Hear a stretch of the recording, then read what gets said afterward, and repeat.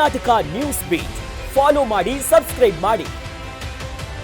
ಇಲ್ಲಿ ಯಾವುದೇ ರೀತಿಯ ಸವಾಲು ಪ್ರತಿ ಸವಾಲಿನ ಪ್ರಶ್ನೆ ಅಲ್ಲ, ಪಂಥಾವನಾದ ಪ್ರಶ್ನೆನೂ ಅಲ್ಲ. ಈಗಾಗಲೇ ಈಗಿನ ಸರ್ಕಾರದಲ್ಲಿ ರೈತರ ಒಂದು ಅಭಿಪ್ರಾಯಗಳೇ ವಿರುದ್ಧವಾದಂಥ ರೀತಿಯಲ್ಲಿ ಏನೋ ಒಂದು ರೈತರ ಭೂಮಿಯನ್ನು ಭೂಸ್ವಾಧೀನ ಮಾಡಿ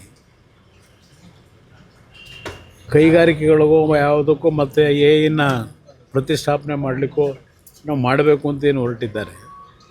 ರೈತರು ಅಲ್ಲಿ 450 ದಿನಗಳಿಂದ ವಿರೋಧ ವ್ಯಕ್ತಪಡಿಸಿ ಪ್ರತಿಭಟನೆ ಮಾಡ್ತಾಯಿದ್ದಾರೆ.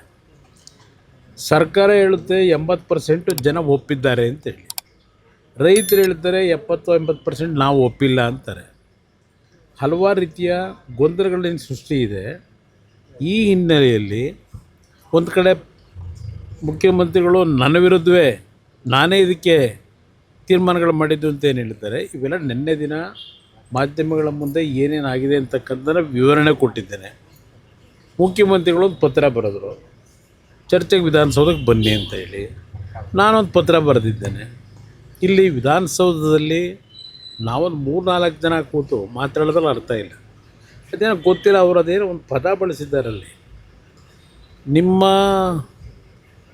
ತಂಡದ 5 ಜನರ ತಂಡವನ್ನು, ನಾನು ತಂಡ ಯಾವುದೂ ಕಟ್ಕೊಂಡಿಲ್ಲ. ತಂಡ ಬಹುಶಃ ಅವರಲ್ಲಿರ್ಬೋದು, ಆ ಅರ್ಥ ಕಟ್ಕೊಂಡಿರ್ಬೋದು. ನನಗೆ ಯಾವುದೇ ತಂಡ ಇಲ್ಲ, ಇರೋದು ನನಗೆ ಒಂದೇ ತಂಡ, ರೈತರ ಪರವಾಗಿರ್ತಕ್ಕಂಥ ತಂಡ. ಅದರಿಂದ ಇಲ್ಲಿ ನಾನು ವಿಧಾನಸೌಧದಲ್ಲಿ ಬಂದು ನಿಮ್ಮ ಜೊತೆ ಚರ್ಚೆ ಮಾಡಿದ್ರೆ ಇದಕ್ಕೆ ಯಾವುದೇ ರೀತಿಯ ಒಂದು ತಾರ್ಕಿಕ ಅಂತ್ಯ ಕಾಣಲ್ಲ. ಅಲ್ಲಿ ರೈತರ ಸಮ್ಮುಖದಲ್ಲಿ ಪಬ್ಲಿಕ್ಕು ಅವಶ್ಯಕತೆ ಇಲ್ಲ.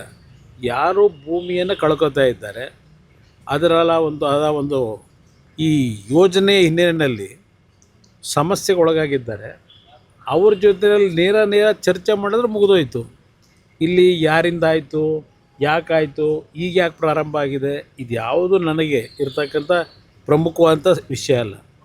ರೈತರು ಅಲ್ಲಿ ಭೂಮಿ ಕೊಡಲಿಕ್ಕಾಗೋದಿಲ್ಲ, ನಾವು ಒಳ್ಳೆಯ ಬದುಕನ್ನು ಕಾಣ್ತಾ ಇದ್ದೇವೆ, ಬೀದಿ ತಗೊಂಡೋಗ್ತಕ್ಕಂಥ ಕಾರ್ಯಕ್ರಮ ಏನಿದೆ ಇದಕ್ಕೆ ನಮ್ಗೆ ಒಪ್ಪಿಗೆ ಇಲ್ಲ ಅನ್ನೋದನ್ನು ಹೇಳಿದ್ದಾರೆ. ಅದರ ಪರವಾಗಿ, ರೈತರ ಪರವಾಗಿ ಧ್ವನಿ ಎತ್ತಿದ್ದೀನಿ. ಇಲ್ಲಿ ಯಾವುದೋ ಪ್ರತಿಷ್ಠಿತೆಗೆ ಇಲ್ಲ ಯಾರಿಗೋ ಹೆಸರನ್ನ ಹಾಳು ಮಾಡಬೇಕು ಅಂತಕ್ಕಂಥದ್ದು ಇಲ್ಲ. ಸರ್ಕಾರ ಇದ್ರ ಬಗ್ಗೆ ತೀರ್ಮಾನ ಮಾಡ್ಕೊಳ್ಳಿ. ನಿರೀಕ್ಷೆ ಇದೆ ಸರ್. ಓಕೆ, ನೀವು ವಾಪಸ್ಸು ನೋಡೋಣ, ಪತ್ರ ಬರೆದಿದ್ದೇನೆ, ಅದಕ್ಕೆ ಅವ್ರೇನು ಉತ್ತರ ಕೊಡ್ತಾರೆ ನೋಡೋಣ. ಸರ್, ಈಗ 26 ನೀವು ಓಕೆನಾ ಸರ್? ಕಾರ್ಯಕ್ರಮ 26 ಈಗಾಗಲೇ 1 ತಿಂಗಳ ಹಿಂದೆ 3 ಕಾರ್ಯಕ್ರಮಗಳಿದೆ ನನಗೆ. 3 ಕಾರ್ಯಕ್ರಮ ಅಂದರೆ ಒಂದು ಕಡೆ ಇಲ್ಲ, ಒಂದು ತಾಲೂಕಿನಲ್ಲೋ ಇಲ್ಲ ಒಂದು ಸ್ಥಳದಲ್ಲ.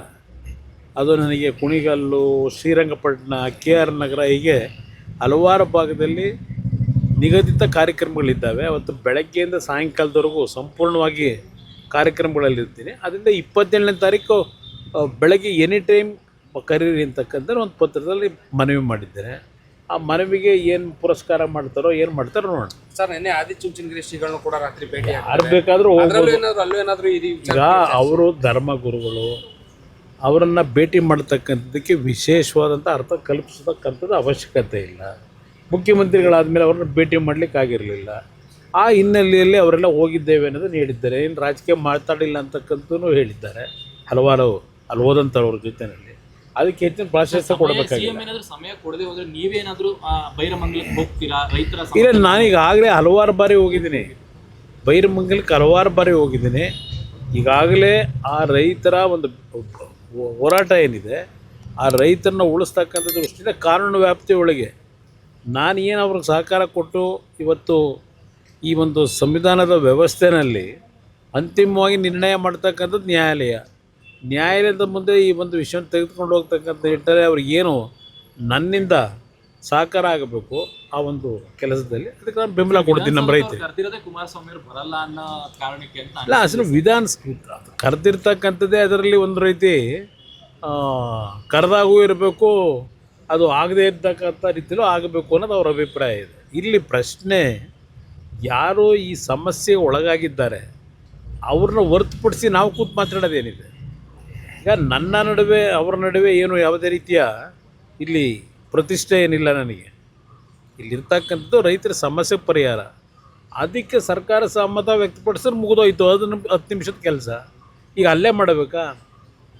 ಇಲ್ಲಿ ಯಾವ್ಯಾವ ಥರ ನಡೀತಾ ಇದೆ ಅವತ್ತು ನಮ್ಮ ಸರ್ಕಾರ ನಡಿಬೇಕಾದ್ರೆ ಏನೇನು ವಾಗ್ದಾಳಿ ಮಾಡಿದರು ಎಲ್ಲ ನಾಯಕರುಗಳು ಇವತ್ತು ಎಲ್ಲೆಲ್ಲಿ ಏನೇನು ಮಾಡೋಕ್ಕೆ ಹೊರಟಿದ್ದಾರೆ, ಯಾವ ಥರ ನಡೀತಿದೆ, ಹಲವಾರು ದಾಖಲೆಗಳಿದೆ.